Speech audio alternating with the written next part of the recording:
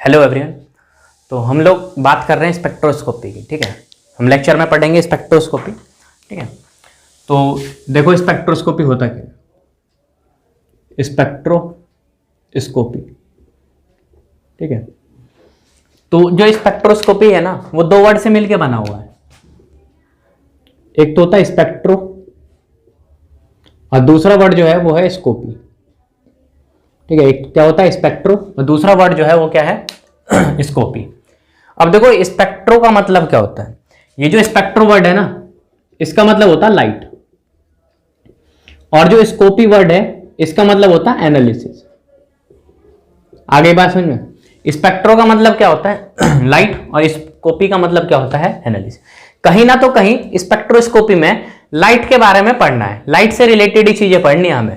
ठीक है, तो देखो क्या होता है, तीन तरीके का आई पढ़ने हैं। तीन तरीके क्या पढ़ने हैं, आई पढ़ने हैं। एक तो होता है इंसिडेंट ऑफ लाइट।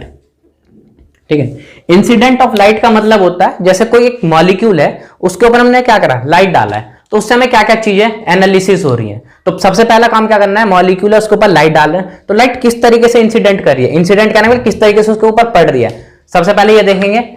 तीसरा जो आई देखना है वो देखना है interaction of light. Interaction of light, interaction of light का मतलब समझो जैसे मॉलिक्यूल है इसके ऊपर हमने क्या करा, लाइट डाली है, तो मॉलिक्यूल ने के साथ जो लाइट है वो किस तरीके से इंटरेक्ट करना है। सेकंड आई तो ये पढ़ना है। ठीक है, तीसरा आई जो देखेंगे हम लोग वो ये देखते हैं इंटरप्रिटेशन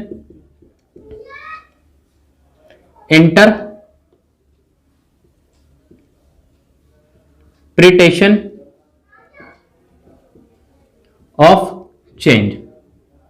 ठीक है, इंटरप्रिटेशन ऑफ चेंज का मतलब समझो जैसे मॉलिक्यूल है इसके ऊपर हमने क्या करा, लाइट डाला है। सबसे पहले क्या, इंसिडेंट लाइट पड़ रही है। दूसरा आई कौन सा देखा था, इंटरेक्शन ऑफ लाइट, कहने का मतलब लाइट मॉलिक्यूल के ऊपर पड़ी है तो वो किस तरीके से मॉलिक्यूल के साथ लाइट जो है वो इंटरेक्ट कर रहा है। थर्ड क्या पढ़ना, आई कौन सा, आई interpretation of light. Interpretation of light का मतलब है लाइट किसके ऊपर पड़ी है, मॉलिक्यूल के ऊपर पड़ी है, तो उसमें क्या क्या चेंजेस आए हैं मॉलिक्यूल्स में, उसको स्टडी करना है। ठीक है, अब देखो कुल मिला के इस स्पेक्ट्रोस्कोपी में कहीं ना तो कहीं लाइट तो आ ही रहा है ना, बार बार कहीं ना तो कहीं क्या आ रहा है, लाइट आ रहा है। तो सबसे पहले जान लेते हैं कि भाई लाइट होता ही क्या है, लाइट क्या होता है। ठीक है, तो लाइट देखो होता क्या है, लाइट क्या होती है, इलेक्ट्रोमैग्नेटिक रेडिएशन ही तो है।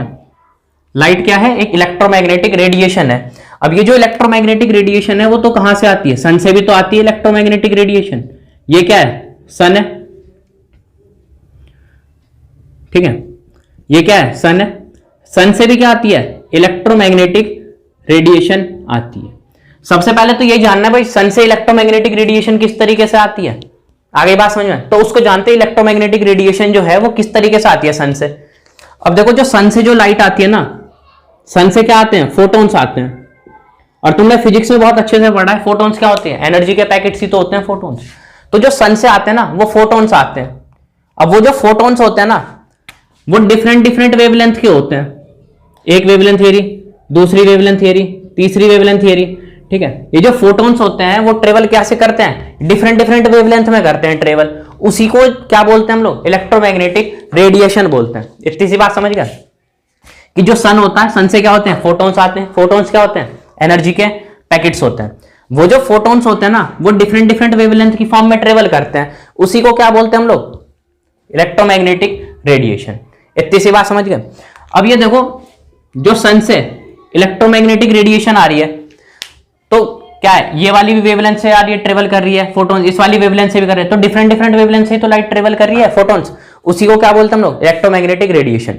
मान लो मैंने एक वेवलेंथ फिक्स कर दी, कह दी, मैंने बोल दिया कि 200 से 400 तक के बीच में जो भी वेवलेंथ वाली होगी उसको मैं यूवी के अंदर डाल दे रहा हूं, यूवी कैटेगरी के अंदर। मैं फिर बोलने लग जाऊं कि 500 से 600 के बीच की जो वेवलेंथ है उसको क्या बोलते हैं मैंने, कि एक्सरे वाली इलेक्ट्रोमैग्नेटिक रेडिएशन है। तो देखो अब क्या होते हैं, जब डिफरेंट डिफरेंट वेवलेंथ से फोटोन्स आ रहे हैं उन्हीं को क्या बोलते हैं, इलेक्ट्रोमैग्नेटिक रेडिएशन।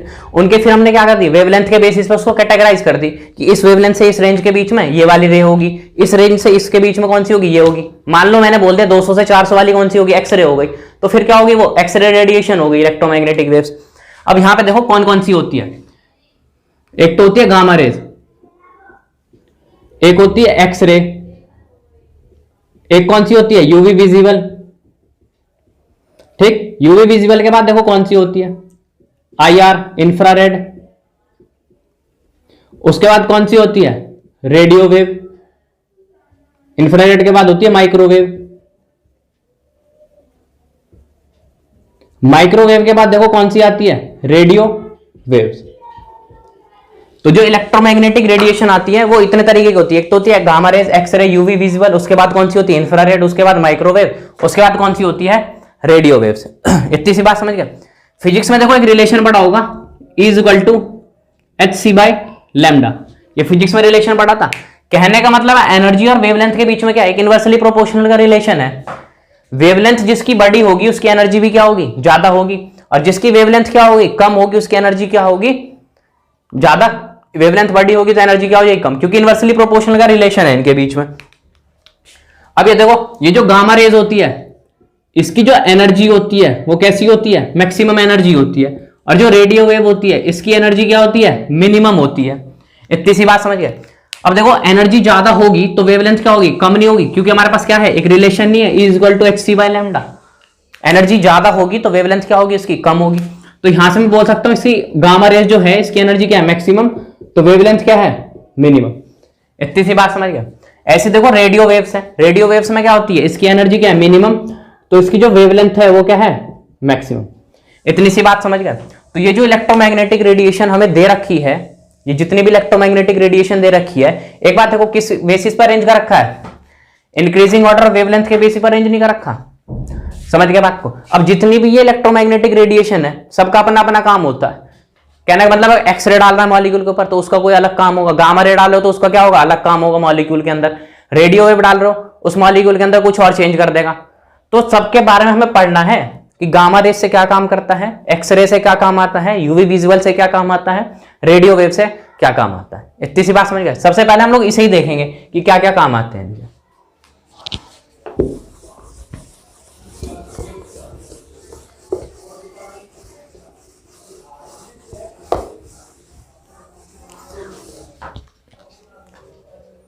अब देखो सबसे पहले गामा रेज की बात कर रहे हैं।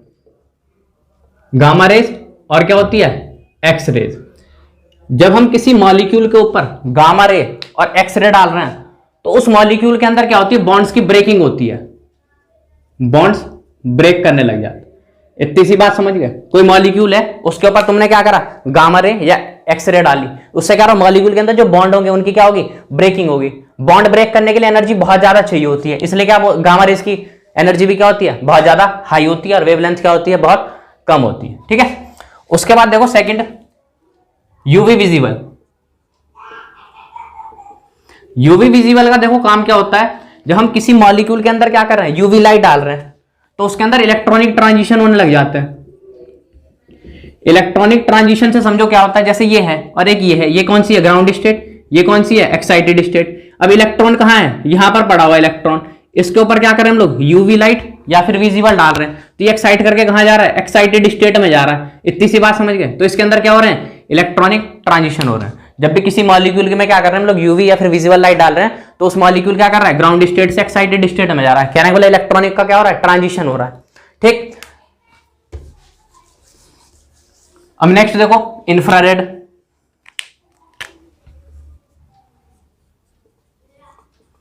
इंफ्रारेड, जब हम किसी मॉलिक्यूल के अंदर क्या होते हैं, इंफ्रारेड वेव डाल रहे हैं, इंफ्रारेड रे डाल रहे हैं तो उस मॉलिक्यूल के अंदर क्या होते हैं, वाइब्रेशन शुरू होना शुरू हो जाता है। तो मॉलिक्यूल क्या करता है, वाइब्रेट करता है।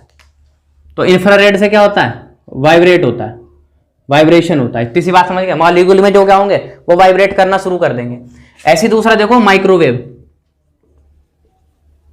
जब हम किसी एक मॉलिक्यूल के अंदर क्या कर रहे हैं, माइक्रोवेव डाल रहे हैं तो उस मॉलिक्यूल, जैसे ये मॉलिक्यूल है, मान लो ये मॉलिक्यूल है, इसके ऊपर हमने क्या करा, माइक्रोवेव डाल दी। माइक्रोवेव डाली तो मॉलिक्यूल क्या करना शुरू कर रहा है, रोटेट करना शुरू कर रहा है। समझ गए बात को। तो किसी मॉलिक्यूल के अंदर माइक्रोवेव डालेंगे तो वहां पर क्या होता है, रोटेशन होता है। ठीक। ऐसी लास्ट देखो कौन सा बचता है, रेडियो वेव्स। रेडियो वेव्स जो होता है ना उसको यूज करते हैं हम लोग एनएमआर में। एनएमआर समझो, न्यूक्लियर मैग्नेटिक रेजोनेंस। ये जो रेडियो वेव्स का यूज होता है ना, ये ऑर्गेनिक स्पेक्ट्रोस्कोपी में करते हैं। जब हम ऑर्गेनिक की स्पेक्ट्रोस्कोपी पढ़ते हैं तो उसके अंदर कौन सी वेव डालते हैं, रेडियो वेव्स। उसमें देखो होता क्या है, जैसे ये है एक्साइटेड स्टेट, यहाँ क्या है ग्राउंड स्टेट, और ये वाली कौन सी है एक्साइटेड स्टेट। यहां पर क्या है एक न्यूक्लियस है, इस पर क्या कर रहे हैं हम लोग, ग्राउंड स्टेट के अंदर एक न्यूक्लियस है, इसको क्या कर रहे हैं रेडियो वेव डाल रहे हैं यहां से। जब ये रेडियो वेव्स को एब्जॉर्ब कर रहा है तो कहां जा रहा है, एक्साइटेड स्टेट में जाने के बाद अपनी स्पिन को चेंज कर ले रहा है, उसी को क्या बोलते हैं हम लोग, न्यूक्लियर मैग्नेटिक रेजोनेंस। ये पूरा फिनोमेना कहां होता है, जब हम ऑर्गेनिक स्पेक्ट्रोस्कोपी में पढ़ते हैं तो ग्राउंड स्टेट के अंदर न्यूक्लियस है, रेडियो वेव डालेंगे, वो एब्जॉर्ब करेगा, कहां चला जाएगा एक्साइटेड स्टेट में। तो ध्यान रखना ये सारे कॉमन क्वेश्चन है, कभी कभी पूछ लेते हैं कि इंफ्रारेड का काम क्या होता है, माइक्रोवेव का काम क्या होता है। ठीक है, माइक्रोवेव रोटेशन का काम देते हैं, इंफ्रारेड से मॉलिक्यूल के अंदर वाइब्रेट होना शुरू होता है, यूवी विजिबल डाल रहे हैं तो उसके अंदर क्या होता है इलेक्ट्रॉनिक ट्रांजिशन होने शुरू हो जाते हैं। ठीक है, अब देखो इलेक्ट्रोमैग्नेटिक, ये सारी क्या है इलेक्ट्रोमैग्नेटिक रेडिएशन ही तो है। अब इनकी प्रॉपर्टी देखेंगे, इलेक्ट्रोमैग्नेटिक रेडिएशन की क्या क्या प्रॉपर्टीज होती हैं। ठीक है,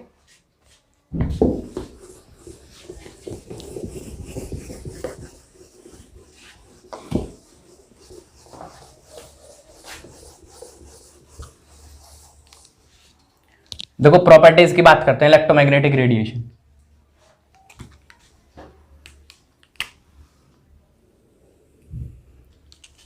ईएमआर की प्रॉपर्टी देखेंगे, इलेक्ट्रोमैग्नेटिक रेडिएशन की प्रॉपर्टी। सबसे पहली जो प्रॉपर्टीज होती है वो ये होती है कि इसके अंदर दो कंपोनेंट होते हैं, एक तो इलेक्ट्रिक फील्ड कंपोनेंट होता है इलेक्ट्रोमैग्नेटिक रेडिएशन के अंदर, और एक होता है मैग्नेटिक फील्ड कंपोनेंट। दोनों ही जो होते हैं वो परपेंडिकुलर होते हैं एक दूसरे के। सबसे फर्स्ट प्रॉपर्टी यही है, बचपन से पढ़ते हैं ना हम लोग, फिजिक्स में पढ़ते हैं कि इलेक्ट्रोमैग्नेटिक रेडिएशन के अंदर दो प्रॉपर्टी, दो कंपोनेंट होते हैं, एक तो इलेक्ट्रिक फील्ड कंपोनेंट और एक दूसरा क्या होता है मैग्नेटिक फील्ड कंपोनेंट होता है। दोनों ही क्या होते हैं परपेंडिकुलर होते हैं एक दूसरे के। अब यहां पे देखो देख रहे हैं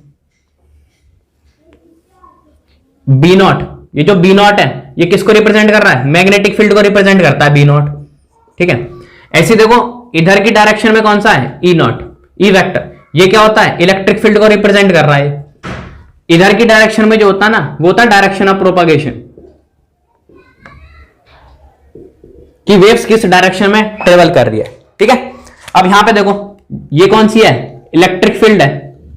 ठीक, अब ये पहली प्रॉपर्टी क्या होती है इलेक्ट्रोमैग्नेटिक रेडिएशन की, जो इलेक्ट्रिक फील्ड है और मैग्नेटिक फील्ड है वो क्या होते हैं परपेंडिकुलर होते हैं एक दूसरे के।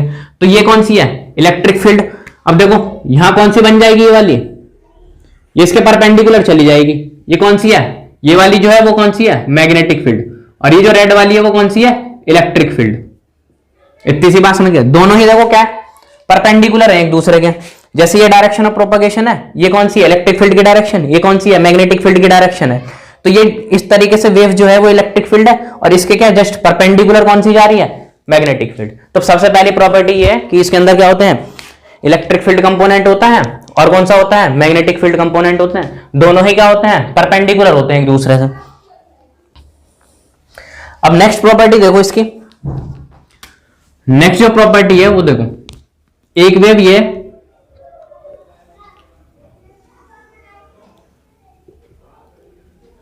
अभी देखो ये जो वेव्स कैसे ट्रेवल करती है क्रिस्ट और ट्रफ की फॉर्म में करती है। ये जो प्लस और माइनस होते हैं ये फेज को रिप्रेजेंट करते हैं, ये चार्जेस नहीं होते इनके। ठीक है, सेकंड देखो वेव्स ये इस तरीके से प्लस और माइनस। अब देखो कोई भी दो वेव्स हैं वो कपल कब करेंगे, कोई भी दो वेव्स हैं वो कपल कब करते हैं उसकी कुछ कंडीशन पढ़ेंगे। ठीक है, इलेक्ट्रोमैग्नेटिक रेडिएशन की प्रॉपर्टी है कि कोई दो वेव्स आ रही है, एक वेव से दूसरी वेव से तो आपस में किस तरीके से कपल करते हैं, एक ये वेव है और एक दूसरी ये वेव है। जब ये आपस में जोड़ती है तो हमें पता है दो वेव आपस में जोड़ रहा है तो क्या करता है बड़ा प्लस बनाएगा ना। ठीक है, तो देखो किस तरीके से ये हो गया। अब देखो जब दो वेव्स आपस में कंबाइन हो रही है तो उसी को क्या बोलते हैं फिनोमेना को कंस्ट्रक्टिव इंटरफेरेंस। कंस्ट्रक्टिव इंटरफेरेंस का मतलब क्या होता है जब हमारी दो वेव आपस में क्या करती है ऐड हो जाती है, उससे हमारा क्या होता है एम्पलीट्यूड जो है वो बढ़ जाता है वेव्स का। इतनी सी बात समझिए। दूसरा देखो एक वेव ये और एक दूसरी वेव ये। अब ये दो वेव्स क्या कर रही है आपस में सब्सट्रैक्ट हो रही है, कहने वाला कैंसिल कर रहा है एक दूसरे को, तो इसी फिनोमेना को क्या बोलते हैं हम लोग डिस्ट्रक्टिव इंटरफेरेंस। इतनी सी बात समझ गए। जब भी हमारा कंस्ट्रक्टिव इंटरफेरेंस होगा तो वेव्स में क्या होती है, एम्पलीट्यूड बढ़ जाती है। डिस्ट्रक्टिव इंटरफेरेंस से क्या होता है, डिक्रीज हो जाता है, जिससे एम्पलीट्यूड क्या होता है, घट जाता है। एम्पलीट्यूड क्या होगा, वो डिक्रीज कर जाएगा। जब भी एम्पलीट्यूड दो वेव्स के जोड़ने से क्या हो रहा है, डिक्रीज करा, तो वहां पे क्या होता है, डिस्ट्रक्टिव इंटरफेरेंस। और कंस्ट्रक्टिव इंटरफेरेंस में क्या होता है, एम्पलीट्यूड बढ़ जाता है। अब देखो एक कंडीशन पढ़ रहे हैं, कोई भी दो वेव्स हैं, एक वेव ये और दूसरी वेव ये आपस में कब कपल करेंगे, उसके लिए कुछ कंडीशन होती है। कंडीशन ये होती है, दोनों की फ्रीक्वेंसी क्या होनी चाहिए, सेम होनी चाहिए। दो वेव्स आपस में कपल ही जब करेंगे, जब दोनों वेव्स की फ्रीक्वेंसी क्या होनी चाहिए, अप्रोक्सीमेटली सेम होना चाहिए, जब ये दो वेव्स क्या करते हैं, आपस में कपल करते हैं। सेकंड प्रॉपर्टी यही है कपलिंग कंडीशन।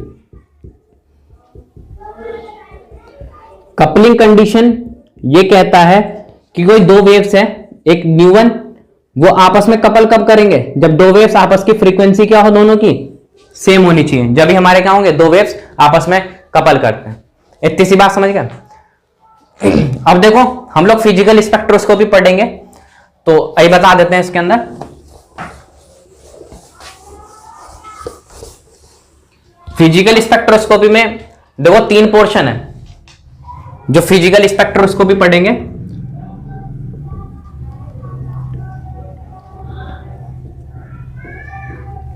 इसमें थ्री पोर्शन है। एक तो है रोटेशनल स्पेक्ट्रोस्कोपी,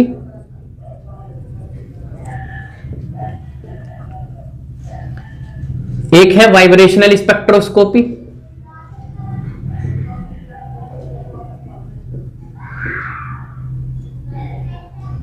एक जो थर्ड बचता लास्ट में वो बचता रमन स्पेक्ट्रोस्कोपी।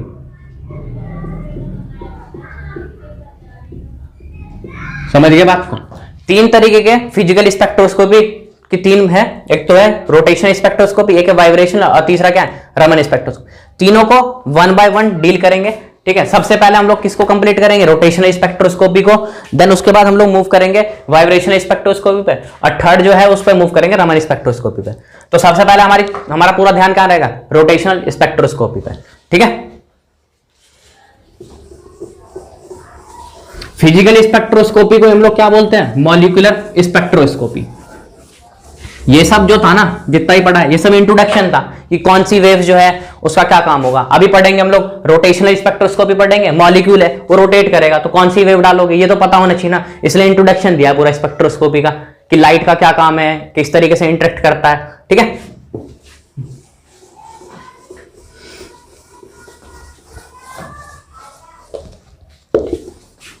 अब देखो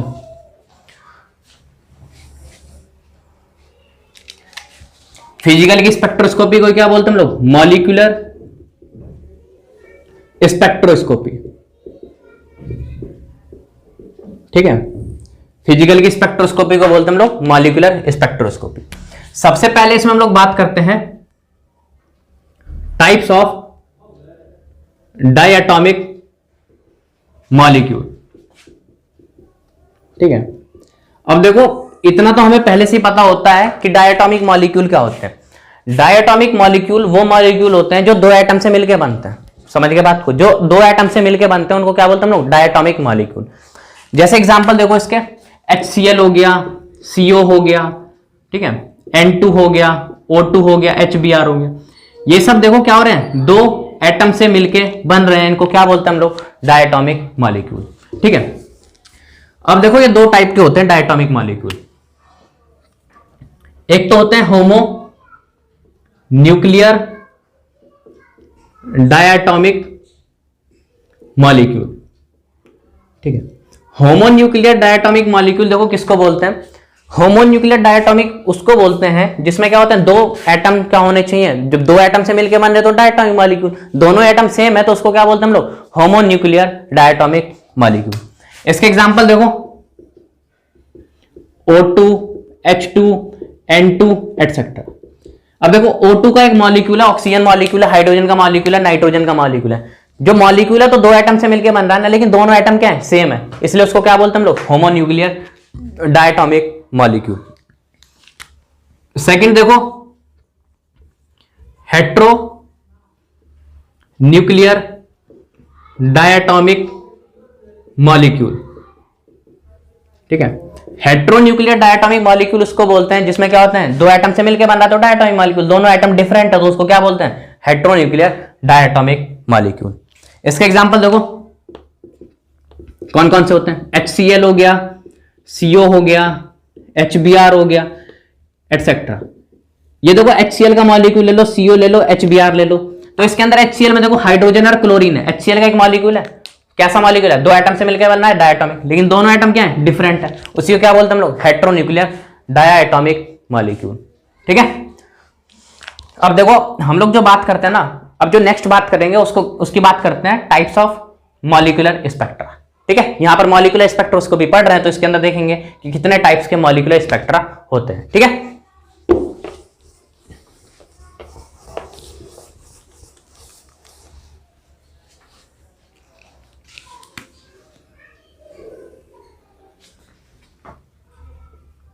types of molecular spectra.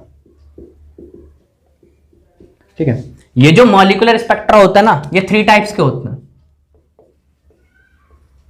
3 types of molecular spectra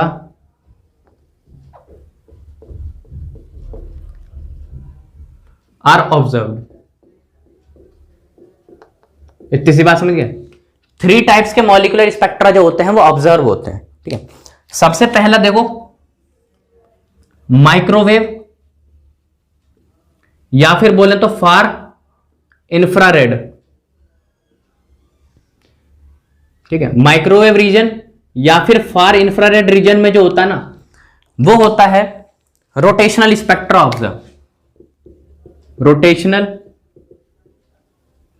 spectra observe होता है।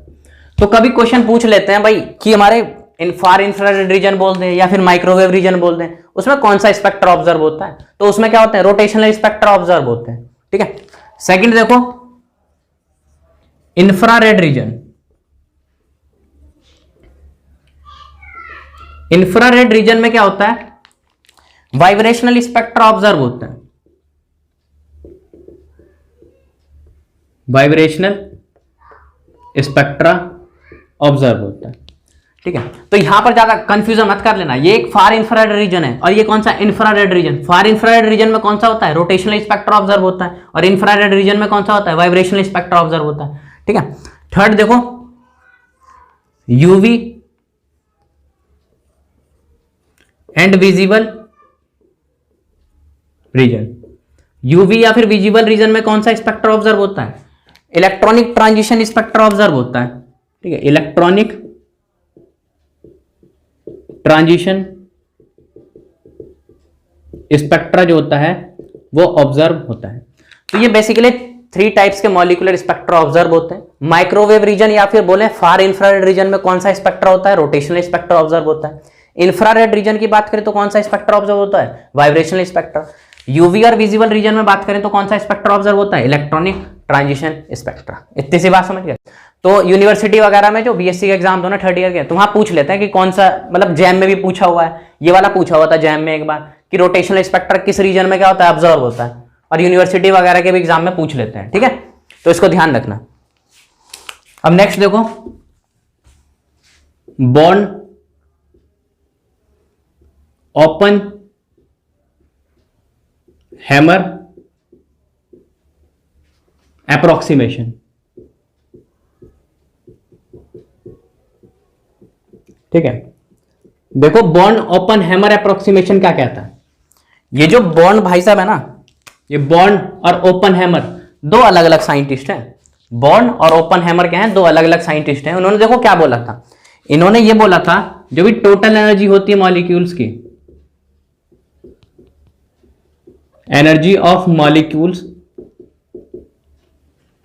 वो देखो किसके बराबर होती है। टोटल एनर्जी जो होती है मॉलिक्यूल्स की वो किसके बराबर होती है, टोटल एनर्जी मॉलिक्यूल की जो होती है वो vibrational energy plus rotational energy plus electronic energy के सम के बराबर होती है। वो किसने बोला था, बॉन्ड और ओपन हैमर 2 अलग अलग साइंटिस्ट थे। उन्होंने बोला था जो भी टोटल एनर्जी होती है मॉलिक्यूल्स की वो किसके सम के बराबर होती है, वाइब्रेशनल एनर्जी, रोटेशनल एनर्जी और इलेक्ट्रॉनिक एनर्जी के सम के बराबर होती है। ठीक है, लेकिन जो तीनों की तीनों एनर्जी होती है ना, चाहे तुम वाइब्रेशनल देख लो, रोटेशनल देख लो, या फिर इलेक्ट्रॉनिक एनर्जी देख लो, तीनों ही क्या होती है, एक दूसरे से इंडिपेंडेंट होती है।